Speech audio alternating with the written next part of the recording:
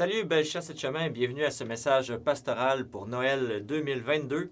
Noël, c'est quoi? C'est l'infiniment grand qui s'incarne dans une toute petite chose qui est Jésus-Christ, qui est la crèche, mais qui est aussi notre cœur.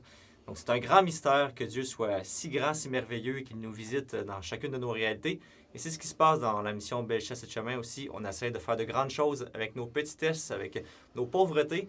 Et c'est pour ça qu'on veut les mettre en commun, travailler en équipe. C'est de ça dont il sera question aujourd'hui un peu dans notre message. On va parler de la catéchèse familiale, que des beaux développements encore cette année. Ça fait quelques années que ça progresse, que ça grandit, donc on va vous en dire quelques mots. On va parler aussi de la Sainte Messe, des messes qu'on veut faire qui sont intentionnelles, c'est-à-dire qui rejoignent les gens là où ils sont, des publics précis. On veut vivre une rencontre avec le Christ. Et on veut aussi susciter un engouement qu'on ne retrouve pas toujours dans nos messes le dimanche. Et on finira en vous parlant des horaires de messe de 2023, donc comment on organise les choses en fonction des ressources que l'on a. Alors, comme toujours, je suis en présence de Thomas et Alex. Salut les gars. Bonjour. Sébastien. Alors, Thomas, tu voulais commencer par nous parler cette année, qu'est-ce qui s'est passé, là, les bonnes nouvelles dans la catéchèse familiale avec...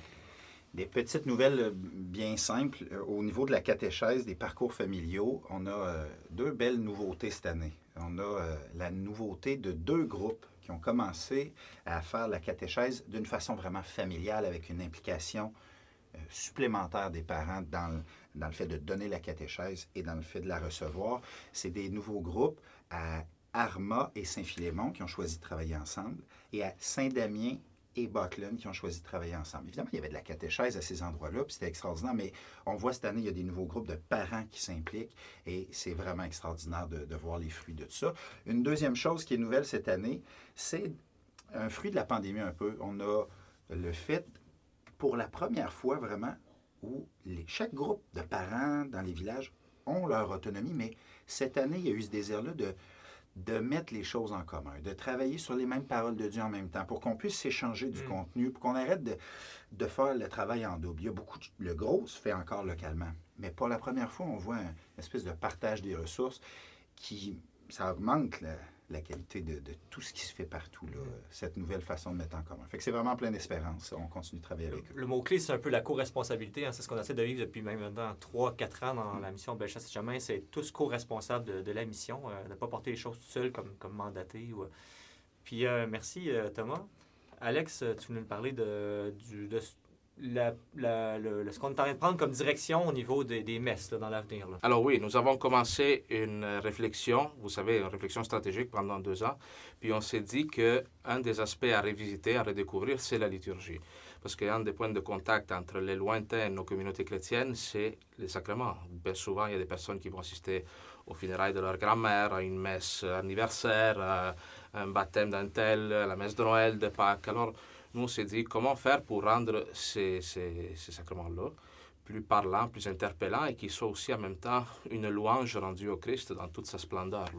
Alors, pour ce faire, nous avons commencé une réflexion basée sur 2 textes. La lettre du pape Desiderio Desideravi, qui est sortie cette année. C'est un petit texte très intéressant, on vous encourage à le lire, si vous avez le temps.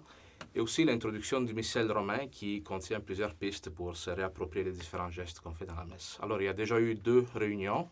Une avec un groupe de leaders de Sacré-Cœur de Jésus, une autre avec Sainte-Catherine, pour justement se réapproprier cette partie théorique, si vous voulez. Et pour commencer déjà à partir du mois de janvier à planifier ce que nous appelons la Sainte Messe. La Sainte Messe, ça veut dire une messe plus priée, où on valorise les gestes, les signes, en vue du fait que ces messes-là soient vécues non pas comme une occasion là, de temps en temps, mais qui rentrent d'une manière régulière dans nos calendriers de célébration. Super, on a hâte de vivre des rassemblements où je pense que les ressources vont être mises en commande communauté aussi pour vraiment s'assurer que la chorale, que tous les services liturgiques soient bien faits, soient soignés et tout ça. Merci pour ce topo. Thomas, tu voulais nous dire quelques mots sur les horaires de messe 2023.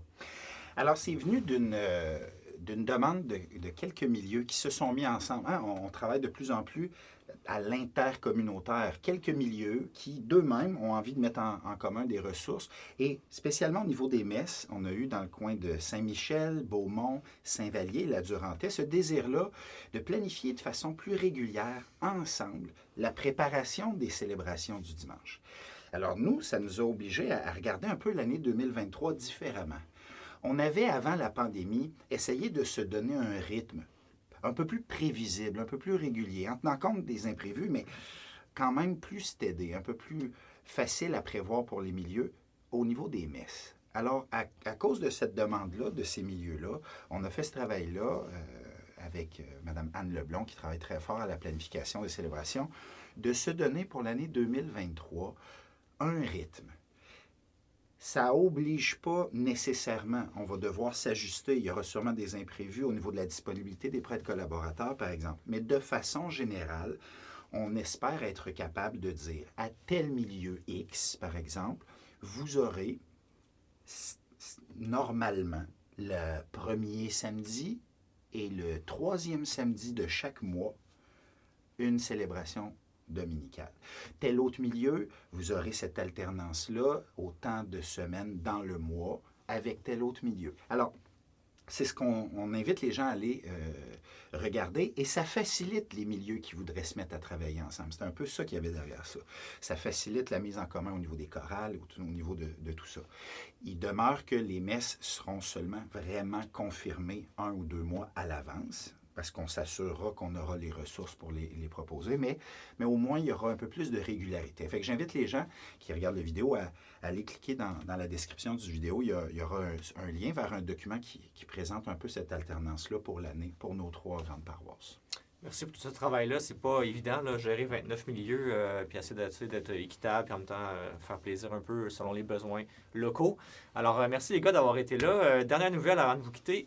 Vous savez qu'on monte un groupe pour un pèlerinage à Medjugorje, en Bosnie-Herzégovine, un lieu où il y a des apparitions mariales. En tout cas, on a fait un podcast là-dessus, si vous voulez le revoir. C'est sur notre chaîne YouTube et sur les autres plateformes de podcast. Alors, le groupe monte. On est rendu à presque une petite vingtaine de participants en dehors des membres de l'équipe pastorale qui vont y assister. Donc, c'est merveilleux. On peut dire que le groupe est confirmé maintenant.